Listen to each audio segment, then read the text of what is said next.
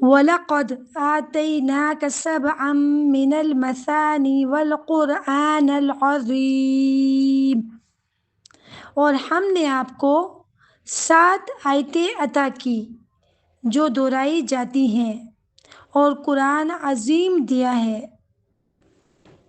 امام بخاری رحمۃ اللہ نے ابو سعید رضی اللہ تعالی عنہ سے روایت کیا ہے کہ رسول صلی اللہ علیہ وسلم نے فرمایا، میں تجھے افضل صورت نہ سکھاؤں؟ اس سے پہلے کہ مسجد سے باہر جاؤں تو آپ صلی اللہ علیہ وسلم نکلنے لگے۔ میں نے آپ صلی اللہ علیہ وسلم کو یاد دلایا۔ آپ صلی اللہ علیہ وسلم نے فرمایا، الحمدللہ رب العالمین۔ آپ صلی اللہ علیہ وسلم نے فرمایا، جس کو اللہ تعالیٰ نے قرآن دیا، پھر کسی اور نعمت دیکھ کر جو ہوس کرے تو اس نے قرآن کی قدر نہ جانی۔ حضرت ابو سعید خدری رضی اللہ تعالی عنہ سے روایت ہے کہ رسول اللہ صلی اللہ علیہ وسلم کے کچھ صحابہ کرام ایک سفر میں تھے اور وہ عرب کے ایک قبیلے کے پاس پہنچے۔ صحابہ نے ان سے ضیافت، مہمان نوازی کی درخواست کی، لیکن قبیلے والوں نے ان کی مہمان نوازی کرنے سے انکار کر دیا۔ اتنے میں اس قبیلے کے سردار کو کسی زہریلے کیڑے یا بچھو نے کاٹ لیا۔ قبیلے کے لوگوں نے اس کے علاج کی بہت کوشش کی، لیکن اسے کوئی فائدہ نہ ہوا۔ تب ان میں سے کچھ لوگوں نے کہا، وہ جو قافلہ صحابہ آیا ہے، ان کے پاس چلو، شاید ان کے پاس کوئی علاج ہو۔ صحابہ کرام کے پاس آئے اور دم کرانا چاہا۔ قبیلے والے صحابہ کرام کے پاس آئے اور کہنے لگے، اے قافلے والوں، ہمارے سردار کو بچھو نے کاٹ لیا ہے اور ہم نے ہر ممکن علاج کر لیا، لیکن کوئی فائدہ نہیں ہوا۔ کیا تم میں سے کسی کے پاس اس کا کوئی علاج ہے؟ ایک صحابی ابو سعید خدری رضی اللہ تعالی عنہ نے فرمایا، ہاں، میں دم کرتا ہوں، لیکن ہم نے تم سے مہمان نوازی کی درخواست کی تھی اور تم نے انکار کر دیا تھا، اس لیے اب میں اس وقت تک دم نہیں کروں گا جب تک تم ہمارے لیے کچھ اجرت بکریوں کا ریوڑ مقرر نہ کر دو۔ انہوں نے کچھ بکریوں کی اجرت پر اتفاق کر لیا۔ وہ صحابی اس سردار کے پاس گئے اور اس پر سورہ فاتحہ الحمدللہ رب العالمین آخر تک، بسم اللہ سے شروع کر کے آخر تک سورہ فاتحہ کی 7 آیتیں پڑھ کر پھونکنے لگے اور لعاب دین لگانے لگے۔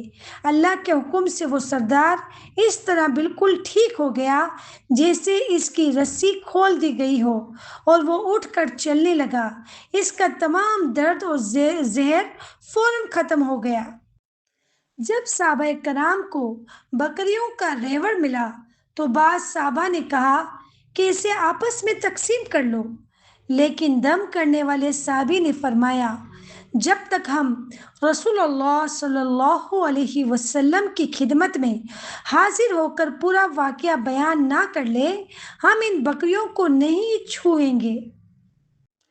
جب صحابہ کرام مدینہ منورہ پہنچے اور نبی اکرم صلی اللہ علیہ وسلم کے سامنے یہ واقعہ بیان کیا تو آپ صلی اللہ علیہ وسلم نے مسکرا کر فرمایا، تمہیں کیسے معلوم ہوا کہ سورہ فاتحہ ایک رقیہ، شفا دینے والی اور دم کرنے والی سورت ہے؟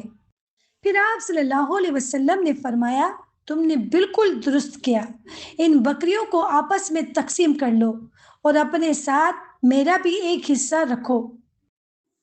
صحیح بخاری کتاب طب حدیث نمبر 5736، 5749۔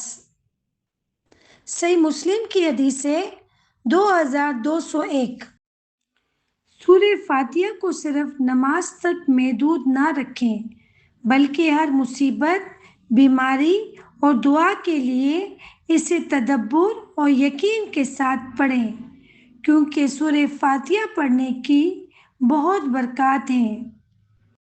حضرت عبداللہ بن عباس رضی اللہ تعالی عنہما بیان کرتے ہیں کہ ایک دن حضرت جبرائیل علیہ السلام نبی کریم صلی اللہ علیہ وسلم کے پاس بیٹھے ہوئے تھے کہ انہوں نے اوپر سے ایک چٹکنے کھلنے کی آواز سنی۔ انہوں نے اپنا سر اوپر اٹھایا اور فرمایا، یہ آسمان کا ایک ایسا دروازہ کھلا ہے جو آج سے پہلے کبھی نہیں کھلا تھا۔ پھر اس دروازے سے ایک فرشتہ نازل ہوا۔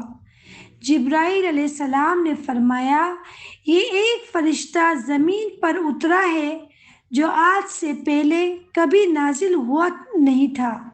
اس فرشتے نے سلام کیا اور عرض کیا، آپ صلی اللہ علیہ وسلم کو ان دو انوار روشنیوں کی خوشخبری مبارک ہو جو صرف آپ صلی اللہ علیہ وسلم کو عطا کیے گئے ہیں اور آپ سے پہلے کسی نبی کو نہیں دیے گئے۔ ایک سورہ فاتحہ اور دوسری سورہ بقرہ کی آخری آیات آمن الرسول سے آخر تک۔